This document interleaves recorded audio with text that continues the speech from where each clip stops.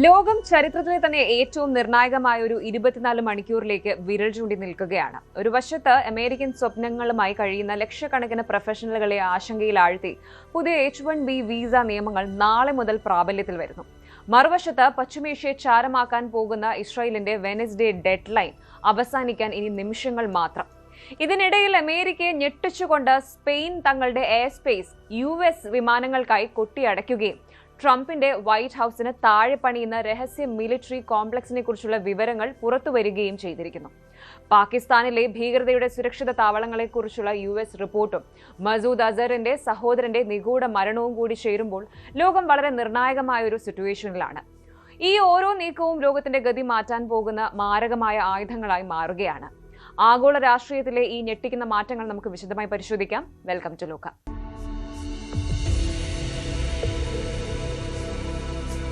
നാളെ ഏപ്രിൽ 1 നാളെ പുലരുമ്പോൾ അമേരിക്കൻ സ്വപ്നങ്ങൾ കാണുന്ന ലക്ഷക്കണക്കിന് ആളുകൾക്ക് മുന്നിൽ ഒരു പുതിയ നിയമത്തിന്റെ വാതിൽ തുറക്കുകയാണ്. പക്ഷേ അത് പ്രതീക്ഷകളുടെ വാതിലാണോ അതോ നിങ്ങളുടെ സ്വപ്നങ്ങളെ തകർക്കാൻ പോകുന്ന ഒരു മാരകായുധമാണോ? ഇന്ന് വരെ നമ്മൾ കണ്ട H-1B വിസ ലോട്ടറി അല്ല ഇനി വരാൻ പോകുന്നത്. കഴിഞ്ഞ കുറച്ച് മണിക്കൂറുകളായി പുറത്തു വരുന്ന വാർത്തകൾ വിരൽ ചൂണ്ടുന്നത് ഒരു വലിയ വിസ വേട്ടയിലേക്കാണ്. പഴയ ഫോമുകൾ നാളെ മുതൽ അസാധുവാകുന്നു. നിങ്ങളുടെ ഓരോ ചലനവും നിരീക്ഷിക്കാൻ അതിശക്തമായ AI സജ്ജമായി കഴിഞ്ഞു. നിങ്ങൾ വാങ്ങുന്ന ശമ്പളം കുറവാണോ, നിങ്ങളുടെ കമ്പനി നിങ്ങളെ ചതിക്കുകയാണോ, അതോ ലോട്ടറി അടിച്ചാലും നിങ്ങളുടെ വിസ റിജക്ട് ചെയ്യപ്പെടാൻ പോകുന്ന ആ 6 കാരണങ്ങളിൽ ഒന്ന് നിങ്ങളെയും കാത്തിരിക്കുന്നുണ്ടോ? അമേരിക്കൻ വിസ ലോകത്തെ പിടിച്ചുലയ്ക്കുന്ന ആ മാറ്റങ്ങൾ, 80 ലക്ഷം രൂപയുടെ പിഴ മുതൽ AI കണ്ണുവെട്ടിക്കാനാവാത്ത പരിശോധനകൾ വരെ. 2026 ഏപ്രിൽ 1 മുതൽ മാറുന്ന ഈ നിയമങ്ങൾ നിങ്ങൾ അറിഞ്ഞില്ല എങ്കിൽ ഒരുപക്ഷെ നിങ്ങളുടെ വർഷങ്ങളായുള്ള അധ്വാനം വെറും നിമിഷങ്ങൾ കൊണ്ട് ചവറ്റുകുട്ടയിലാകാം. എന്താണ് ഈ പുതിയ വെയ്റ്റ് സ്ലാബ്? എങ്ങനെയാണ് AI നിങ്ങളെ കുടുക്കുന്നത്? വിശദമായ റിപ്പോർട്ടിലേക്ക്. H-1B വിസ ലക്ഷക്കണക്കിന് ഇന്ത്യൻ IT പ്രൊഫഷണലുകളുടെയും അതുപോലെ വിദ്യാർത്ഥികളുടെയും സ്വപ്നങ്ങളുടെ താക്കോലാണ്. പക്ഷേ 2026 ഏപ്രിൽ 1 മുതൽ ഈ താക്കോൽ തിരിക്കണമെങ്കിൽ കുറച്ച് വിയർക്കേണ്ടി വരും.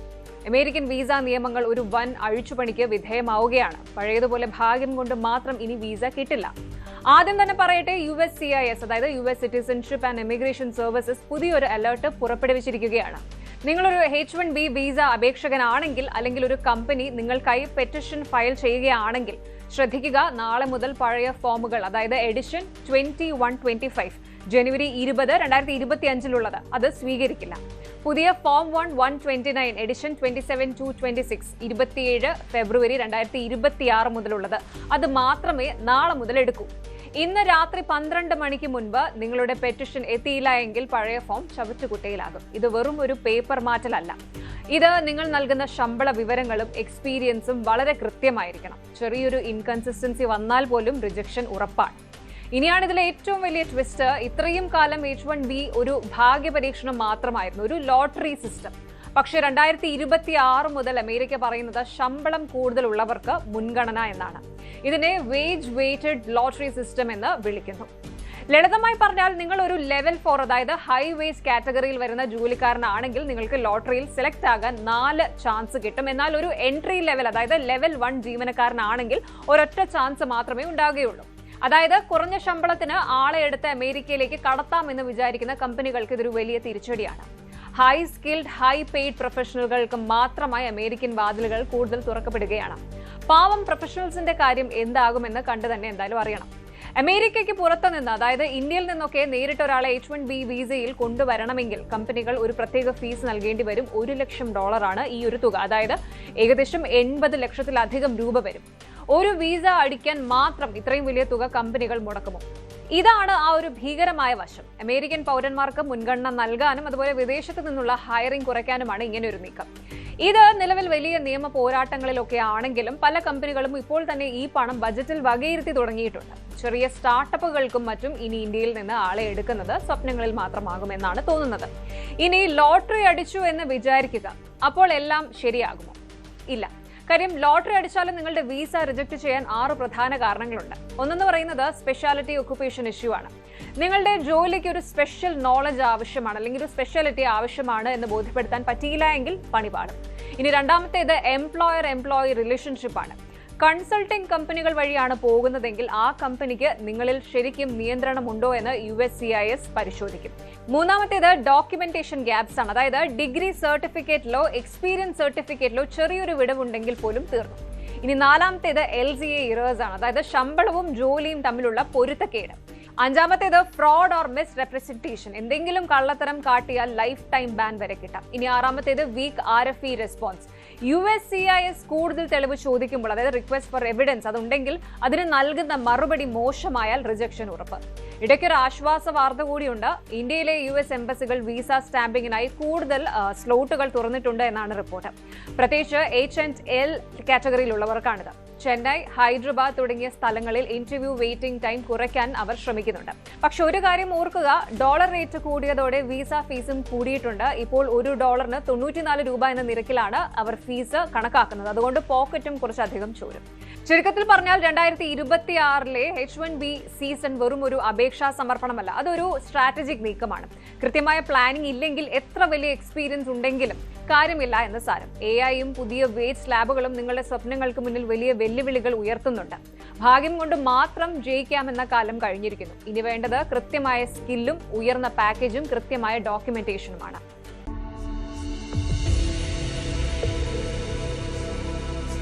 ലോകം ഒന്നടങ്കം ഒരു വലിയ യുദ്ധത്തിന്റെ ഭീതിയിൽ നിൽക്കുമ്പോൾ യൂറോപ്പിൽ നിന്ന് അപ്രതീക്ഷിതമായ ഒരു പ്രഹരം അമേരിക്കയ്ക്ക് ഏറ്റിരിക്കുകയാണ്.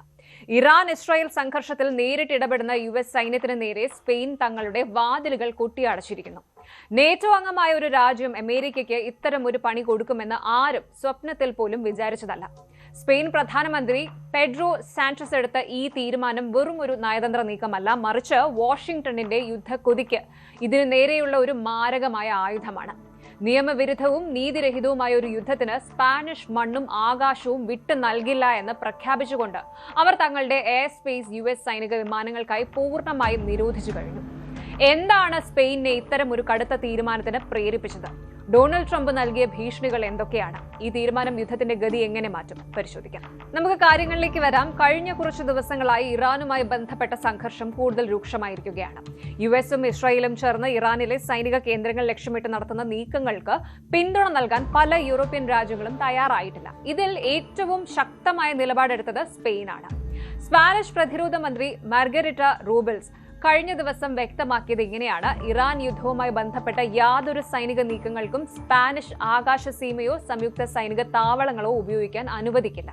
സ്പെയിനിലെ റോട്ട, മൊറോൺ എന്നീ താവളങ്ങൾ US പണ്ട് മുതലേ ഉപയോഗിക്കുന്നുണ്ട്. പക്ഷേ ഇനി മുതൽ ഈ താവളങ്ങളിൽ നിന്ന് ഒരു വിമാനം പോലും ഇറാൻ ലക്ഷ്യമാക്കി പറക്കില്ല.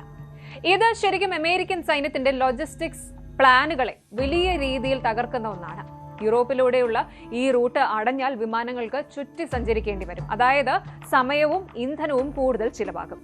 സ്പെയിൻ ഇവിടെ പ്രയോഗിച്ച ആയുധം ജിയോ പൊളിറ്റിക്കൽ ഐസൊലേഷൻ ആണ്. ഒരു സഖ്യകക്ഷി തന്നെ തങ്ങളെ കൈവിടുമ്പോൾ അത് നൽകുന്ന ആഘാതം മിസൈലുകളേക്കാൾ വലുതാണ്. സ്പാനിഷ് പ്രധാനമന്ത്രി പെഡ്രോ സാnchez ഇതിനെ വിശേഷിപ്പിച്ചത് നിയമവിരുദ്ധമായ കടന്നുകയറ്റം എന്നാണ്. അദ്ദേഹത്തിന്റെ വാക്കുകൾ ഇങ്ങനെയാണ്: നിങ്ങൾക്ക് ഒരു നിയമലംഘനത്തിന് മറ്റൊരു നിയമലംഘനം കൊണ്ട് മറുപടി നൽകാൻ കഴിയില്ല. അത് മാനവരാശിയെ വലിയ വിപത്തിലേക്ക് നയിക്കും. ഇറാനിലെ ഊർജ്ജ പ്ലാന്റുകളും എണ്ണക്കിണറുകളും തകർക്കുമെന്ന് ഡൊണാൾഡ് ട്രംപ് ഭീഷണിപ്പെടുത്തുന്ന ഈ സാഹചര്യത്തിൽ സ്പെയിനിന്റെ ഈ നിലപാട് ട്രംപിനൊരു വലിയ വെല്ലുവിളിയാണ്. അമേരിക്ക തങ്ങളെ സാമ്പത്തികമായി ഉപരോധിക്കും, അതായത് ട്രേഡ് ട്രാൻസാക്ഷൻസ് കൊണ്ടുവരുന്ന ഭീഷണിപ്പെടുത്തിയിട്ടും സ്പെയിൻ പിന്മാറാൻ തയ്യാറായിട്ടില്ല. ഈ ഉറച്ച നിലപാടാണ് ഇന്ന് ലോകം ചർച്ച ചെയ്യുന്നത്. ഇനി അമേരിക്കൻ പ്രസിഡന്റ് ഡൊണാൾഡ് ട്രംപ് ഇതിനോട് എങ്ങനെയാണ് പ്രതികരിച്ചത് എന്ന് നോക്കാം. ട്രംപിന്റെ ഒരു രീതി നമുക്ക് അറിയാവുന്നതാണ്. ട്രംപ് എന്തായാലും വെറുതെ ഇരിക്കില്ല.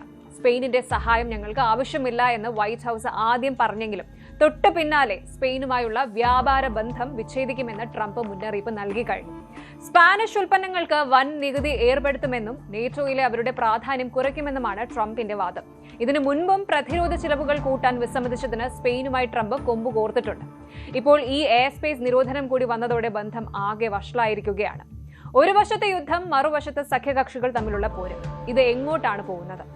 ലഭ്യമാവുന്ന ഏറ്റവും പുതിയ വിവരങ്ങൾ പ്രകാരം ഇറാൻ ഹോർമുസ് കടലിടുക്ക് അടച്ചതോടെ ലോകത്തിലെ എണ്ണ വ്യാപാരത്തിന്റെ 5-1 നടക്കുന്ന ഈ ഒരു വഴി അടഞ്ഞതോടെ ആഗോള സമ്പദ് വ്യവസ്ഥ വളരെയധികം പ്രതിസന്ധിയിലാണ്. ഈ ഒരു ഘട്ടത്തിലാണ് സ്പെയിനിന്റെ ഇങ്ങനെ ഒരു തീരുമാനം കൂടി വരുന്നത്. മറ്റൊരു പ്രധാന കാര്യം, ഇറാൻ വിക്ഷേപിച്ച ഒരു ബാലിസ്റ്റിക് മിസൈൽ തുർക്കിയുടെ ആകാശത്ത് വെച്ച് നേറ്റോ മിസൈൽ പ്രതിരോധ സംവിധാനം വെടിവെച്ചിട്ടു എന്നതാണ്.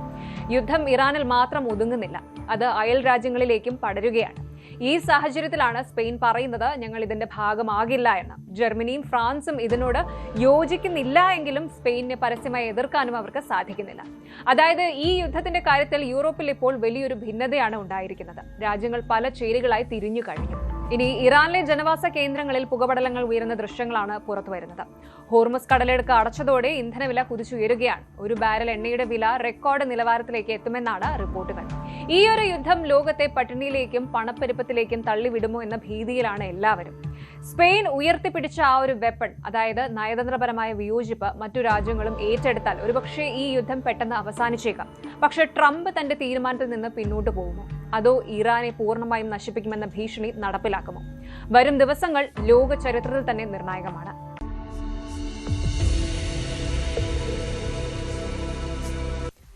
ലോകം മാറുന്നു എന്ന് നമ്മൾ കരുതുമ്പോഴും മാറാത്ത ചില ശീലങ്ങളുമായി ഒരു രാജ്യം ഇന്നും അയൽപക്കത്തുണ്ട്. അതാണ് പാകിസ്ഥാൻ. അമേരിക്കയുടെ സ്റ്റേറ്റ് ഡിപ്പാർട്ട്മെന്റ് പുറത്തുവിട്ട ഏറ്റവും പുതിയ റിപ്പോർട്ട് പ്രകാരം പാകിസ്ഥാൻ ഇപ്പോഴും ഭീകരവാദികളുടെ സുരക്ഷിത താവളമായി തുടരുകയാണ്.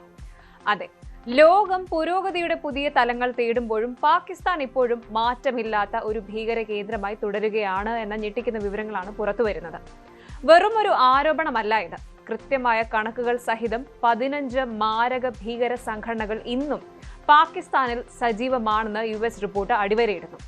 ഇതിനിടയിലാണ് മറ്റൊരു വലിയ വാർത്ത വരുന്നത്. ഇന്ത്യയുടെ ഉറക്കം കെടുത്തിയ ജെയ്ഷെ മുഹമ്മദ് തലവൻ മസൂദ് അസറിന്റെ സഹോദരൻ മുഹമ്മദ് താഹിർ അൻവർ പാകിസ്ഥാനിൽ വെച്ച് മരണപ്പെട്ടിരിക്കുന്നു. രോഗമായിരുന്നോ അതോ ഇതിന് പിന്നിൽ മറ്റു നിഗൂഢ നീക്കങ്ങളുണ്ടോ? പാകിസ്ഥാൻ വളർത്തുന്ന ഈ വിഷസർപ്പങ്ങൾ ഒടുവിൽ അവർക്ക് തന്നെ ഭീഷണിയാകുകയാണ്. ഭീകരതയുടെ ആ ഭീകരമായ മുഖവും പാകിസ്ഥാനിലെ പുതിയ സംഭവ വികാസങ്ങളും നമുക്ക് നോക്കാം. നമുക്ക് ആദ്യമേ അമേരിക്കയുടെ ആ ഒരു റിപ്പോർട്ടിലെ വിവരങ്ങളൊന്ന് പരിശോധിക്കാം. അമേരിക്കൻ സ്റ്റേറ്റ് ഡിപ്പാർട്ട്മെന്റും കോൺഗ്രഷണൽ റിസർച്ച് സർവീസ് CRSഉം പറയുന്നത് പാകിസ്ഥാൻ ഭീകരവാദികളെ സംരക്ഷിക്കുന്നത് ഒരു സ്റ്റേറ്റ് പോളിസി പോലെയാണ് എന്നാണ്. ലഷ്കർ ഇ തോയ്ബ, LET, ജെയ്ഷെ മുഹമ്മദ്, JEM, ഹിസ്ബുൾ മുജാഹിദീൻ തുടങ്ങി 15 പ്രധാന ഗ്രൂപ്പുകൾക്ക് ഇപ്പോഴും അവിടെ സൈനിക സംരക്ഷണം ലഭിക്കുന്നുണ്ട്. ഇതിലെ ഏറ്റവും ഭയാനകമായ വശം എന്താണെന്നോ? ഈ ഗ്രൂപ്പുകളിൽ 12 എണ്ണവും അമേരിക്കൻ നിയമപ്രകാരം ഫോറിൻ ടെററിസ്റ്റ് ഓർഗനൈസേഷൻസ് FTO ആയി പ്രഖ്യാപിക്കപ്പെട്ടവയാണ്. എന്നിട്ടും ഇവ പാകിസ്ഥാനിൽ സ്വതന്ത്രമായി പ്രവർത്തിക്കുന്നു. കഴിഞ്ഞ വർഷം ഇന്ത്യ നടത്തിയ ഓപ്പറേഷൻ സിന്ദൂർ വഴി പല താവളങ്ങളും തകർത്തെങ്കിലും പാകിസ്ഥാൻ ഗവൺമെന്റ് ഇപ്പോഴും ഇവർക്ക് പുതിയ താവളങ്ങൾ ഒരുക്കി നൽകുന്നു. ഈ ഭീകരർക്ക് വേണ്ട ഫണ്ടിങ്ങും ആയുധങ്ങളും പരിശീലനവും പാകിസ്ഥാൻ ഇന്റലിജൻസ് ഏജൻസിയായ ISI നൽകുന്നുണ്ട് എന്ന് അമേരിക്കൻ റിപ്പോർട്ട് വ്യക്തമായി പറയുന്നുണ്ട്. ചുരുക്കത്തിൽ പറഞ്ഞാൽ ഭീകരതയുടെ സുരക്ഷിത താവളം എന്ന ആഗോള അപവാദം അത്രയും പെട്ടെന്നൊന്നും പാകിസ്ഥാനെ വിട്ടുപോകില്ല എന്ന് ഉറപ്പായി കഴിഞ്ഞു. ഇനിയാണ് ഇന്നത്തെ ഏറ്റവും വലിയ ബ്രേക്കിംഗ് ന്യൂസ്. മസൂദ് അസറിന്റെ മൂത്ത സഹോദരൻ മസൂദ് താഹിർ അൻവർ പാകിസ്ഥാനിലെ ബഹാവൽപൂരിൽ വെച്ച് മരണപ്പെട്ടതായി ജെയ്ഷെ മുഹമ്മദ് തന്നെ സ്ഥിരീകരിച്ചു കഴിഞ്ഞു. പക്ഷേ എങ്ങനെയാണ് മരണം സംഭവിച്ചത് എന്ന് മാത്രം അവർ പറയുന്നില്ല. എങ്ങനെയാണ് മരണം സംഭവിച്ചതെന്ന കാര്യത്തിൽ ഇപ്പോഴും വ്യക്തതയില്ല. അജ്ഞാതമായ കാരണങ്ങളാൽ എന്നാണ് റിപ്പോർട്ടുകൾ സൂചിപ്പിക്കുന്നത്. താഹിർ അൻവർ വെറും ഒരു ബന്ധു മാത്രമല്ലായിരുന്നു. ജെയ്ഷെ മുഹമ്മദിന്റെ സായുധ പ്രവർത്തനങ്ങളെ പിന്നിൽ നിന്ന് നയിച്ചിരുന്നത് ഇയാളാണ്. കഴിഞ്ഞ ദിവസം രാത്രി അതീവ രഹസ്യമായാണ് ഇയാളുടെ ശവസംസ്കാരം നടന്നത്. ഇതിന് പിന്നിൽ എന്തെങ്കിലും അസുഖമായിരുന്നോ അതോ വല്ല ടാർഗറ്റഡ് കില്ലിംഗ് നടന്നോ എന്ന കാര്യത്തിൽ നിഗൂഢത നിലനിൽക്കുന്നുണ്ട്. 2025 മെയ് മാസത്തിൽ ഇന്ത്യ നടത്തിയ സർജിക്കൽ സ്ട്രൈക്കുകളിൽ മസൂദ് അസറിന്റെ കുടുംബത്തിലെ പലരും കൊല്ലപ്പെട്ടിരുന്നു. അതിന്റെ തുടർച്ചയാണോ ഇതെന്നും സംശയിക്കേണ്ടിയിരിക്കുന്നു. നമുക്ക് മറക്കാൻ പറ്റാത്ത ഒരു കാര്യമുണ്ട്. ഓപ്പറേഷൻ സിന്ദൂർ. കഴിഞ്ഞ വർഷം പഹൽഗാമിൽ നടന്ന ഭീകരാക്രമണത്തിന് മറുപടിയായി ഇന്ത്യൻ സേന അതിർത്തി കടന്ന് നടത്തിയ പ്രഹരമായിരുന്നു ഇത്. ബഹാവൽപൂരിലെ ജെയ്ഷെ ആസ്ഥാനം തകർക്കപ്പെട്ട ആ ഓപ്പറേഷനിൽ മസൂദ് അസറിന്റെ പല അടുത്ത ബന്ധുക്കളും കൊല്ലപ്പെട്ടതായി അന്ന് വാർത്തകൾ വന്നിരുന്നു. ഇപ്പോൾ താഹിർ അൻവർ കൂടി ഇല്ലാതായതോടെ ജെയ്ഷെ നേതൃത്വത്തിൽ വലിയൊരു വിടവ് ഉണ്ടായിരിക്കുകയാണ്. ഇന്ത്യയുടെ തന്ത്രപരമായ നീക്കങ്ങൾ ഭീകരരുടെ നെഞ്ചെടുപ്പ് കൂട്ടുന്നുണ്ട് എന്നതിന്റെ സൂചനയാണിത്. പടത്തലവന്മാർ ഓരോരുത്തരായി ജെയ്ഷെ മുഹമ്മദിന്റെയും ലഷ്കറിന്റെയും നേതൃനിര ഒന്നൊന്നായി തകർന്നടിയുന്ന കാഴ്ചയാണിപ്പോൾ. താഹിർ അൻവറിന്റെ മരണത്തെ തുടർന്ന് ജെയ്ഷെ മുഹമ്മദിന്റെ കേന്ദ്രങ്ങളിൽ വൻ അഴിച്ചുപണി നടക്കുന്നുണ്ട്. ഇന്ത്യയുടെ ഇന്റലിജൻസ് ഏജൻസികൾ ഈ നീക്കങ്ങൾ അതീവ ജാഗ്രതയോടെയാണ് നിരീക്ഷിച്ചു വരുന്നത്. മറുഭാഗത്ത് പാകിസ്ഥാൻ തങ്ങളുടെ പ്രതിരോധ ബജറ്റിൽ വലിയൊരു ഭാഗം ഇത്തരത്തിലുള്ള പ്രോക്സി ഗ്രൂപ്പുകൾക്ക് വേണ്ടി ഇപ്പോഴും ചിലവാക്കുന്നുണ്ട്. ഇത് അന്താരാഷ്ട്ര സാമ്പത്തിക ഏജൻസികൾക്കും വലിയ തലവേദനയാണ്. ഇനിയുള്ള ചോദ്യം, എന്തിനാണ് അമേരിക്ക ഇത്തരമൊരു റിപ്പോർട്ട് ഇപ്പോൾ പുറത്തുവിട്ടത് എന്നാണ്. കാരണം പാകിസ്ഥാനിലെ ഈ ഭീകര താവളങ്ങൾ വെറും ഒരു പ്രാദേശിക ഭീഷണിയല്ല, അത് ആഗോളതലത്തിൽ തന്നെ വലിയ അപകടമാണ്. AI ഉപയോഗിച്ച് സൈബർ ആക്രമണങ്ങൾ നടത്താനും അത്യാധുനിക ആയുധങ്ങൾ ഉപയോഗിക്കാനും ഈ സംഘടനകൾ ഇപ്പോൾ പഠിച്ചു കഴിഞ്ഞു. അമേരിക്കൻ പൗരന്മാർക്ക് പാകിസ്ഥാനിലേക്ക് യാത്ര ചെയ്യരുതെന്ന് ലെവൽ 3 and 4 ട്രാവൽ അഡ്വൈസറി കർശന നിർദ്ദേശം നൽകിയിട്ടുണ്ട്. പാകിസ്ഥാനിലെ പല പ്രവിശ്യകളും ഇപ്പോൾ ഗവൺമെന്റിന്റെ നിയന്ത്രണത്തിലല്ല, മറിച്ച് ഭീകരവാദികളുടെ കയ്യിലാണ്. ഇതൊരു ടൈം ബോംബ് പോലെയാണ് ശരിക്കും. ഏത് നിമിഷവും പൊട്ടിത്തെറിക്കാവുന്ന ഒരു ഭീകര പവർ ഹൗസായി പാകിസ്ഥാൻ മാറിക്കഴിഞ്ഞു. പാകിസ്ഥാനിലെ സാധാരണ ജനങ്ങൾ ഇപ്പോൾ ജീവിക്കുന്നത് മരണഭീതിയിലാണ്. ഖൈബർ പഖ്തൂൺഖ്വയും അതുപോലെ ബലൂചിസ്ഥാനും ഇപ്പോൾ പാകിസ്ഥാൻ ഗവൺമെന്റിന്റെ കയ്യിലല്ല. അവിടുത്തെ സ്കൂളുകളും ഹോസ്പിറ്റലുകളും എല്ലാം ഭീകരർ കയ്യേറിയിരിക്കുന്നു. അമേരിക്ക തങ്ങളുടെ ഉദ്യോഗസ്ഥരോട് പാകിസ്ഥാനിലെ കറാച്ചി, ലാഹോർ കോൺസുലേറ്റുകളിൽ നിന്ന് എത്രയും വേഗം മാറാൻ ഉത്തരവിട്ടിരിക്കുകയാണ്. അത്രയ്ക്കും വഷളായ സുരക്ഷാ സാഹചര്യമാണ് അവിടെയുള്ളത്. ഒരു രാജ്യം ഭീകരവാദത്തെ ആയുധമാക്കുമ്പോൾ ആ ആയുധം ആ രാജ്യത്തെ തന്നെ ഇല്ലാതാക്കുമെന്നതിന്റെ ജീവിക്കുന്ന ഉദാഹരണമാണ് ഇന്നത്തെ പാകിസ്ഥാൻ. ഇതാണ് ഇതിലെ ഏറ്റവും വലിയ ഭീകരത. ചുരുക്കത്തിൽ പറഞ്ഞാൽ പാകിസ്ഥാൻ ഇപ്പോഴും മാറ്റത്തിന്റെ പാതയിലല്ല. അന്താരാഷ്ട്ര സമ്മർദ്ദങ്ങൾക്കിടയിലും ഭീകരതയെ താലോലിക്കുകയാണവർ. പക്ഷേ താഹിർ അൻവറിനെ പോലെയുള്ളവരുടെ മരണം കാണിക്കുന്നത് ഈ ഒരു പാതയിൽ മുന്നോട്ട് പോയാൽ തിരിച്ചടികൾ കടുത്തതായിരിക്കുമെന്ന് തന്നെയാണ്. ഇന്ത്യയുടെ പ്രതിരോധവും ലോകരാജ്യങ്ങളുടെ നിരീക്ഷണവും ഇനി അങ്ങോട്ട് കൂടുതൽ ശക്തമാകും. ശരിക്കും മസൂദ് അസറിന്റെ സഹോദരന്റെ മരണവും അതുപോലെ പാകിസ്ഥാനിലെ ആഭ്യന്തര തകർച്ചയും വിരൽ ചൂണ്ടുന്നത് ഒരേ ഒരു സത്യത്തിലേക്കാണ്.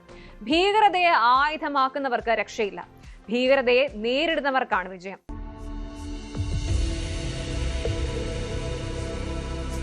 അമേരിക്കയിൽ നിന്ന് വരുന്ന വാർത്തകൾ കേട്ടാൽ ആർക്കും ഒരു ടെൻഷൻ വരും. ലോകത്തിലെ ഏറ്റവും സുരക്ഷിതമായ കെട്ടിടം ഏതാണ് എന്ന് ചോദിച്ചാൽ സംശയമില്ലാതെ പറയാം അമേരിക്കൻ പ്രസിഡന്റിന്റെ ഔദ്യോഗിക വസതിയായ വൈറ്റ് ഹൗസ് എന്ന്. പക്ഷേ ആ വൈറ്റ് ഹൗസിന് താഴെ ഇപ്പോൾ എന്താണ് സംഭവിക്കുന്നത്? ഡൊണാൾഡ് ട്രംപിന്റെ സ്വപ്ന പദ്ധതിയായ ഒരു ബ്രഹ്മാണ്ഡ ബോൾ റൂം പ്രൊജക്ടിന്റെ മറവിൽ ഭൂമിക്കടിയിൽ ഒരു മാസീവ് മിലിറ്ററി കോംപ്ലക്സ് പണിയുകയാണ് എന്ന ഞെട്ടിക്കുന്ന റിപ്പോർട്ടുകളാണ് ഇപ്പോൾ പുറത്തുവരുന്നത്. വെറും ഒരു പാർട്ടി ഹാൾ അല്ല ഇത്. ആധുനിക യുദ്ധതന്ത്രങ്ങളും മാരകായുധങ്ങളും അത്യാധുനിക കമാൻഡ് സെന്ററുകളും ഒളിപ്പിച്ചു വെച്ച ഒരു ഭൂഗർഭ കോട്ട. എന്താണ് ട്രംപ് ഇത്ര രഹസ്യമായി വൈറ്റ് ഹൗസിന് താഴെ പണിയുന്നത്? എന്തിനാണ് ഇതിനെക്കുറിച്ച് ചോദിച്ചപ്പോൾ അൺപേട്രിയോട്ടിക് എന്ന് പറഞ്ഞത്? ഈ രഹസ്യങ്ങൾ എന്താണ് പരിശോധിക്കാം. കാര്യങ്ങൾ തുടങ്ങുന്നത് ഒരു ബോൾ റൂമിൽ നിന്നാണ്. ഏകദേശം 90,000 സ്ക്വയർ ഫീറ്റ് വിസ്തീർണമുള്ള ഒരു വമ്പൻ ഹാൾ വൈറ്റ് ഹൗസ് വളപ്പിൽ പണിയാനാണ് ട്രംപ് പ്ലാൻ ചെയ്തത്. പുറമെ നിന്ന് നോക്കുമ്പോൾ ഇതൊരു ആഡംബര പാർട്ടി ഹാൾ മാത്രമാണ്. പക്ഷെ ഇതിന്റെ പ്ലാനുകൾ പരിശോധിച്ച ചരിത്രകാരന്മാരും എഞ്ചിനീയേഴ്സും പറയുന്നത് കേൾക്കുമ്പോഴാണ് ഇതിന്റെ ഒരു ഭീകരത നമുക്ക് മനസ്സിലാകുന്നത്. ഈ ഒരു ബോൾ റൂം ഇതിന് താഴെ തട്ടുകളായിട്ട് നിർമ്മിക്കപ്പെടുന്നത് ലോകത്തെ ഏത് ആണവായുധത്തെയും പ്രതിരോധിക്കാൻ കഴിയുന്ന ഒരു മിലിറ്ററി ബേസ് ആണ്. ഒരു വശത്ത് പാർട്ടികളും ആഘോഷങ്ങളും നടക്കുമ്പോൾ അതിന്റെ താഴെ ലോകത്തെ നിയന്ത്രിക്കാൻ പോകുന്ന മാരകമായ കൺട്രോൾ റൂമുകൾ പണിയുകയാണ്. ട്രംപ് പറയുന്നത് ഇതിനായി സർക്കാർ പണമൊന്നും ഉപയോഗിക്കുന്നില്ല എന്നാണ്. പ്രൈവറ്റ് ഡോണേഴ്സ്, അതായത് സ്വകാര്യ വ്യക്തികളാണ് ഇതിന് പണം നൽകുന്നത്. പക്ഷേ ഈ പണം നൽകുന്നത് ആരാണ്? ഏത് കോടീശ്വരന്മാരാണ് വൈറ്റ് ഹൗസിന് താഴെ സൈനിക സമുച്ചയം പണിയാൻ ട്രംപിനെ സഹായിക്കുന്നത്? ഇതിനെക്കുറിച്ച് ചോദിച്ചപ്പോഴാണ് ട്രംപ് കലിപ്പിലായത്. കഴിഞ്ഞ വ്യാഴാഴ്ച, അതായത് മാർച്ച് 26 നടന്ന ക്യാബിനറ്റ് മീറ്റിംഗിൽ ട്രംപ് പൊട്ടിത്തെറിച്ചു. ഈ രഹസ്യ പ്ലാനുകൾ പുറത്തുവിട്ടവരെ അദ്ദേഹം വിശേഷിപ്പിച്ചത് രാജ്യദ്രോഹികൾ എന്നാണ്. National trust four historic preservation file ചെയ്ത ഒരു സ്റ്റൂപ്പിഡ് ലോ സ്യൂട്ട് കാരണമാണ് ഈ രഹസ്യങ്ങൾ പുറത്തായത് എന്നാണ് അദ്ദേഹം പറയുന്നത്.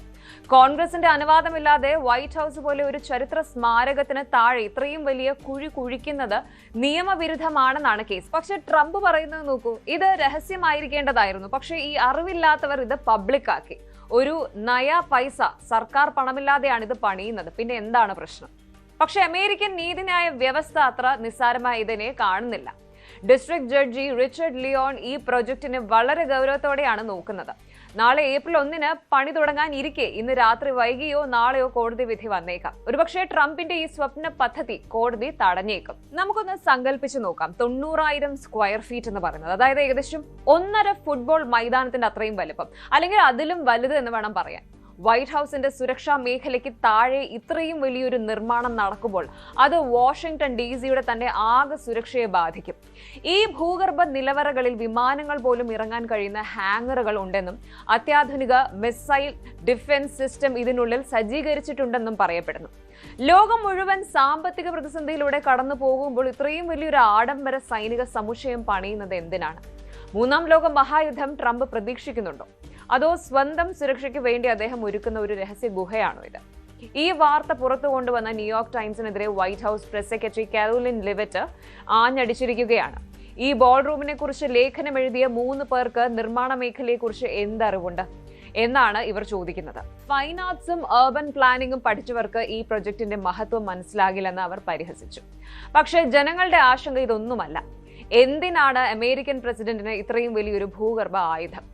വൈറ്റ് ഹൌസിന്റെ ചരിത്രപരമായ ഗാംഭീര്യം ഈ നിർമ്മാണം നശിപ്പിക്കുമെന്നാണ് വിദഗ്ധർ പറയുന്നത്. അനാവശ്യമായ വലിപ്പവും ഉയരവും എന്നാണ് ന്യൂയോർക്ക് ടൈംസ് ഇതിനെ വിശേഷിപ്പിച്ചത്. കൺസ്ട്രക്ഷൻ തുടങ്ങാനുള്ള ഡെഡ്ലൈൻ നാളെയാണ്. വാഷിംഗ്ടണിൽ ഇപ്പോൾ വൻ പോലീസ് സന്നാഹമാണുള്ളത്. കോടതി സ്റ്റേ നൽകിയില്ല എങ്കിൽ നാളെ പുലർച്ചെ മുതൽ വൈറ്റ് ഹൌസ് വളപ്പിൽ കൂറ്റൻ യന്ത്രങ്ങൾ കുഴിച്ചു തുടങ്ങും. മറുഭാഗത്ത് ഈ പ്രോജക്ടിന് പണം നൽകുന്ന രഹസ്യ ദാതാക്കൾ, സീക്രട്ട് ഡോണേഴ്സ്, വിദേശികളാണോ എന്ന ചോദ്യവും ഉയരുന്നുണ്ട്. അങ്ങനെയെങ്കിൽ അത് അമേരിക്കയുടെ ആഭ്യന്തര സുരക്ഷയെ ബാധിക്കില്ലേ? ട്രംപ് ഇതിനെ ഒരു മാസ്റ്റർ പീസ് എന്ന് വിളിക്കുമ്പോൾ ലോകം ഇതിനെ കാണുന്നത് വലിയൊരു അപകടമായിട്ടാണ്. This is not just a building, it's a statement of power. ചുരുക്കത്തിൽ പറഞ്ഞാൽ വൈറ്റ് ഹൌസിന് താഴെ രൂപപ്പെടുന്നത് വെറും ഒരു ബോൾ റൂം അല്ല, മറിച്ച് ആധുനിക ലോകത്തെ നിയന്ത്രിക്കാൻ പോകുന്ന ഒരു ഭൂഗർഭ കോട്ടയാണ്. ആഘോഷങ്ങളുടെ മറവിൽ അത്യാധുനിക മിലിറ്ററി കമാൻഡ് സെന്ററുകൾ പണിയുന്ന ട്രംപിന്റെ ഈ നീക്കം ഒരു വലിയ സുരക്ഷാ കവചമാണോ അതോ ജനാധിപത്യത്തിന് നേരെയുള്ള വെല്ലുവിളിയാണോ? കോടതി വിധി നാളെ വരുമ്പോൾ ലോകം ഉറ്റുനോക്കുന്നത് ഒരേ ഒരു കാര്യത്തിലേക്കാണ്. നിയമത്തിന് മുകളിലാണോ ട്രംപിന്റെ ഈ അണ്ടർഗ്രൗണ്ട് സാമ്രാജ്യം? ഈ ഭീമാകാരമായ സമുച്ചയം അമേരിക്കയുടെ കരുത്താണോ അതോ വരാനിരിക്കുന്ന ഒരു വലിയ ദുരന്തത്തിന്റെ സൂചനയാണോ? നിയമ പോരാട്ടങ്ങളും ആരോപണങ്ങളും ഒരു വശത്ത് നടക്കുമ്പോഴും ട്രംപ് തന്റെ തീരുമാനത്തിൽ നിന്ന് ഒരു ഇഞ്ച് പോലും പിന്നോട്ടില്ല. ബാക്കി കണ്ടു തന്നെ അറിയണം.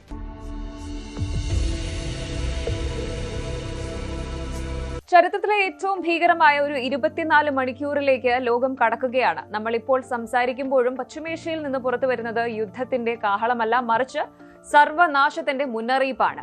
ഇസ്രായേൽ പ്രതിരോധ സേന IDF ഇറാന് നൽകിയിരിക്കുന്ന ആ മാരകമായ ഡെഡ് ലൈൻ അവസാനിക്കാൻ ഇനി ഏതാനും മണിക്കൂറുകൾ മാത്രമാണ് ബാക്കി. ബുധനാഴ്ചയ്ക്കുള്ളിൽ, അതായത് നാളത്തെ സൂര്യോദയത്തിന് മുൻപ് ഇറാനിലെ എല്ലാ നിർണായക സൈനിക കേന്ദ്രങ്ങളും തകർക്കുമെന്ന ഇസ്രായേലിന്റെ പ്രഖ്യാപനം ലോകത്തെ വിറപ്പിക്കുകയാണ്. ഇതൊരു വെറും ഭീഷണിയല്ല. ഇസ്രായേൽ പ്രധാനമന്ത്രി ബെന്യാമിൻ നെതന്യാഹുവും സൈനിക തലവന്മാരും ഒപ്പിട്ട് ഓപ്പറേഷൻ ജഡ്ജ്മെന്റ് ഡേ ആരംഭിക്കാൻ ഉത്തരവ് നൽകിക്കഴിഞ്ഞു. ഇറാൻ തങ്ങളുടെ ആണവ പദ്ധതികൾ നിർത്തിയില്ല എങ്കിൽ നാളെ ലോകം കാണാൻ പോകുന്നത്, ലോകം സാക്ഷ്യം വഹിക്കാൻ പോകുന്നത് സങ്കല്പങ്ങൾക്കും അപ്പുറത്തുള്ള ഒരു മഹാസ്ഫോടനത്തിനായിരിക്കും. എന്താണ് ഈ ചർച്ചാ വിഷയമായ വെനസ്ഡേ ഡെഡ് ലൈൻ? ഇസ്രായേൽ പ്രയോഗിക്കാൻ കാത്തുവച്ചിരിക്കുന്ന ആ ഡൂംസ്ഡേ വെപ്പൺ ഏതാണ്? നയതന്ത്രത്തിന്റെ വാതിലുകൾ കൊട്ടിയടയ്ക്കപ്പെടുമ്പോൾ ലോകം ഒരു 3ാം ലോക മഹായുദ്ധത്തിന്റെ പടിവാതിൽക്കൽ ആണോ നിൽക്കുന്നത്? ആഗോള രാഷ്ട്രീയത്തെ പിടിച്ചുലയ്ക്കുന്ന ഞെട്ടിക്കുന്ന വിവരങ്ങൾ പരിശോധിക്കാം. കാര്യങ്ങൾ കൈവിട്ടു പോയിരിക്കുകയാണ്. ഇസ്രായേൽ ഇത്രയും കാലം നൽകിയ മുന്നറിയിപ്പുകളെയെല്ലാം ഇറാൻ തള്ളിക്കളഞ്ഞതോടെയാണ് ഈ ഒരു അന്ത്യശാസനം പുറത്തുവരുന്നത്. നാളെ ബുധനാഴ്ച. ഈ ബുധനാഴ്ചയ്ക്കുള്ളിൽ ഇറാന്റെ എല്ലാ മിസൈൽ ലോഞ്ചിംഗ് പാഡുകളും ആണവ റിയാക്ടറുകളും കമാൻഡ് സെന്ററുകളും ചാരമാക്കുമെന്നാണ് ഇസ്രായേൽ പ്രഖ്യാപിച്ചിരിക്കുന്നത്. ഇതിനെ ഒരു സൈക്കോളജിക്കൽ വെപ്പൺ എന്ന് വിളിക്കാം. കാരണം ഒരു രാജ്യം മറ്റൊരു രാജ്യത്തിന് കൃത്യമായ ഡെഡ് ലൈൻ നൽകി ആക്രമിക്കാൻ ഒരുങ്ങുന്നത് ഇതാദ്യമായിട്ടാണ്. ഇറാൻ ഭരണകൂടത്തോട് തങ്ങളുടെ ബങ്കറുകളിലേക്ക് മാറാൻ ഇസ്രായേൽ പരോക്ഷമായി നിർദ്ദേശിച്ചു കഴിഞ്ഞു.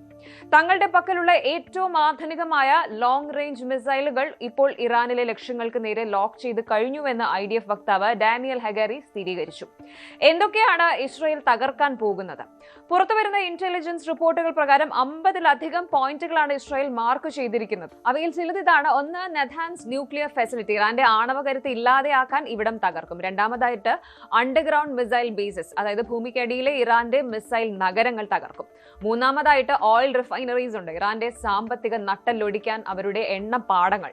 നാലാമത് കമാൻഡ് സെന്റേഴ്സ്, തെഹ്റാനിലെ പ്രധാന സൈനിക നിയന്ത്രണ കേന്ദ്രങ്ങൾ. ഇറാന്റെ പക്കലുള്ള ജെറിക്കോ 4 മിസൈലുകൾ ഉപയോഗിച്ചായിരിക്കും ഈ ആക്രമണം എന്നാണ് പറയപ്പെടുന്നത്. ഇതിന് ആണവമുനകൾ വഹിക്കാൻ ശേഷിയുണ്ടെന്നത് ലോകത്തെ ഭയപ്പെടുത്തുന്ന കാര്യമാണ്. ഒരു മിസൈൽ മതി ഇറാൻ എന്ന ഭൂപടത്തിലെ വലിയൊരു ഭാഗം തന്നെ ഇല്ലാതാക്കാൻ. ഇതാണ് ഞാൻ പറഞ്ഞ ആ ഭീകരമായ ആയുധം. ശരിക്കും ഇസ്രായേൽ ഡെഡ് ലൈൻ നൽകുമ്പോൾ ഇറാൻ കൈകെട്ടി നോക്കി നിൽക്കുകയാണ്? ഒരിക്കലുമല്ല. ഇറാൻ പരമോന്നത നേതാവ് സൈന്യത്തിന് പൂർണ്ണ അധികാരം നൽകി കഴിഞ്ഞു. ഇസ്രായേലിലെ ടെൽ-അവീവ്, അതുപോലെ ഹൈഫ തുടങ്ങിയ നഗരങ്ങളെ ലക്ഷ്യമിട്ട് ആയിരക്കണക്കിന് ഡ്രോണുകളും മിസൈലുകളും ഇറാൻ സജ്ജമാക്കി കഴിഞ്ഞു. ഞങ്ങൾ യുദ്ധം തുടങ്ങില്ല, പക്ഷേ നിങ്ങൾ തുടങ്ങിയാൽ അത് അവസാനിപ്പിക്കുന്നത് ഞങ്ങളായിരിക്കുമെന്നാണ് ഇറാന്റെ നിലപാട്. ലെബനിലെ ഹിസ്ബുള്ളയും യമനിലെ ഹൂതികളും ഇസ്രായേലിനെ വളയാൻ തയ്യാറായി നിൽക്കുകയാണ്. അതായത് നാളെ ബുധനാഴ്ച തുടങ്ങാൻ പോകുന്നത് കേവലം 2 രാജ്യങ്ങൾ തമ്മിലുള്ള യുദ്ധമല്ല, മറിച്ച് ലോകം മുഴുവൻ പടരാൻ പോകുന്ന ഒരു കാട്ടുതീയാണ്. ഈ വാർത്ത പുറത്തു വന്നതോടെ ആഗോള വിപണി തകർന്നു വീണു കഴിഞ്ഞു. എണ്ണവില ബാരലിന് $110 കടന്നിരിക്കുകയാണ്. ഇന്ത്യ ഉൾപ്പെടെയുള്ള രാജ്യങ്ങളിൽ ഇന്ധനവില കുതിച്ചുയരാൻ പോകുന്നു. അമേരിക്കൻ പ്രസിഡന്റ് ഡൊണാൾഡ് ട്രംപ് ഈ വിഷയത്തിൽ ഇസ്രായേലിനെ പിന്തുണയ്ക്കുന്നുണ്ടെങ്കിലും നേരിട്ടുള്ള ഒരു യുദ്ധത്തിലേക്ക് അമേരിക്ക ഇറങ്ങുമോ എന്നത് ഇപ്പോഴും വ്യക്തമല്ല. റഷ്യയും ചൈനയും ഇറാന് പിന്നിലുണ്ട്. അതായത് സിസ്റ്റം ഫെയിൽ ആയിരിക്കുന്നു. അതായത് നയതന്ത്ര ചർച്ചകൾക്ക് ഇനി സ്ഥാനമില്ലാത്ത അവസ്ഥയിലാണിപ്പോൾ. യുദ്ധം വെറും ഒരു വാർത്തയല്ല, അതൊരു കൂട്ടക്കൊലയാണ്. നാളെ ഇസ്രായേൽ ബോംബുകൾ വർഷിക്കുമ്പോൾ മരിച്ചു വീഴാൻ പോകുന്നത് 10,000-കണക്കിന് സാധാരണക്കാരായിരിക്കും. ഇറാന്റെ തിരിച്ചടിയിൽ ഇസ്രായേലിലെ ജനങ്ങളും ഭീതിയിലാണ്. ബങ്കറുകൾ നിറഞ്ഞു കഴിഞ്ഞു. ഭക്ഷണത്തിനും വെള്ളത്തിനുമായി ജനം നെട്ടോട്ടം ഓടുകയാണ്. ഇസ്രായേൽ ഉപയോഗിക്കാൻ പോകുന്ന ആ സൈബർ ആയുധങ്ങൾ ഇറാന്റെ പവർ ഗ്രിഡുകളും ഹോസ്പിറ്റൽ സിസ്റ്റംസും ഒക്കെ തകർക്കാൻ സാധ്യതയുണ്ട്. ഒരു രാജ്യം മുഴുവൻ ഇരുട്ടിലാകുകയും ജനങ്ങൾ ചികിത്സ കിട്ടാതെ മരിക്കുകയും ചെയ്യുന്ന ആ അവസ്ഥ സങ്കല്പിക്കാൻ പോലും കഴിയില്ല. ആധുനിക യുദ്ധതന്ത്രങ്ങളുടെ ഏറ്റവും ഭീകരമായ മുഖമാണിത്. മനുഷ്യരാശി ഇന്നുവരെ കണ്ടിട്ടില്ലാത്ത ഒരു സർവനാശത്തിന്റെ തുടക്കം. ഇന്നത്തെ ഏറ്റവും പുതിയ വിവരങ്ങൾ പ്രകാരം ഇസ്രായേലിന്റെ F-35 വിമാനങ്ങൾ അവരുടെ ടേക്ക് ഓഫ് പോയിന്റുകളിൽ എത്തിക്കഴിഞ്ഞു. സൈപ്രസിലും മെഡിറ്ററേനിയൻ കടലിലും US പടക്കപ്പലുകൾ അതീവ ജാഗ്രതയിലാണ്. നാളെ ബുധനാഴ്ച രാവിലെ ഇസ്രായേൽ സമയം 4 മണിക്ക്, ഇന്ത്യൻ സമയം ഏകദേശം രാവിലെ 6:30 ആദ്യ ആക്രമണം ഉണ്ടായേക്കാം എന്നാണ് പ്രതിരോധ വിദഗ്ധർ പ്രവചിക്കുന്നത്. നാളെ പുലരുമ്പോൾ നമ്മൾ കാണുന്നത് സമാധാനത്തിന്റെ സൂര്യനെയാണോ അതോ യുദ്ധത്തിന്റെ പുകപടലങ്ങളാണോ? ചുരുക്കത്തിൽ പറഞ്ഞാൽ നമ്മൾ ഇപ്പോൾ ഒരു മഹാദുരന്തത്തിന്റെ പടിവാതിൽക്കലാണ്. ഇസ്രായേലിന്റെ വെനസ്ഡേ ഡെഡ്ലൈൻ അവസാനിക്കാൻ നിമിഷങ്ങൾ മാത്രമാണ് ബാക്കി. ഈ ഒരു യുദ്ധം നടന്നാൽ അത് ഇറാനെയോ ഇസ്രായേലിനെയോ മാത്രമല്ല ബാധിക്കുക, നമ്മൾ ഓരോരുത്തരെയും ബാധിക്കുമെന്ന് ഉറപ്പാണ്. ഇന്ത്യ ഇതിനോടകം തന്നെ ഇറാനിലെയും ഇസ്രായേലിലെയും നമ്മുടെ പൗരന്മാരോട് ഉടൻ മടങ്ങാൻ ആവശ്യപ്പെട്ടിട്ടുണ്ട്. ഗവൺമെന്റ് തലത്തിൽ യുദ്ധം തടയാൻ ശ്രമങ്ങൾ നടക്കുന്നുണ്ടെങ്കിലും സൈന്യം തയ്യാറെടുപ്പുകൾ പൂർത്തിയാക്കി കഴിഞ്ഞു.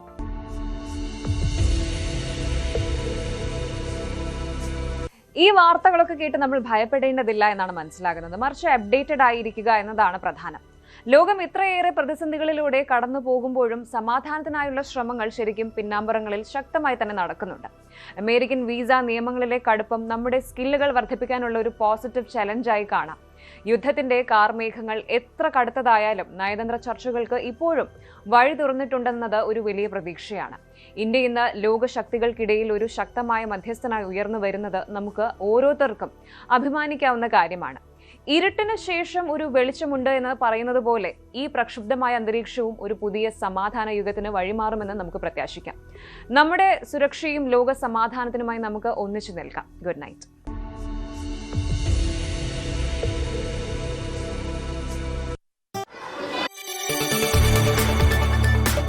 കൂടുതൽ വാർത്തകൾക്ക് News 18 Keralam YouTube channel subscribe ചെയ്യുക.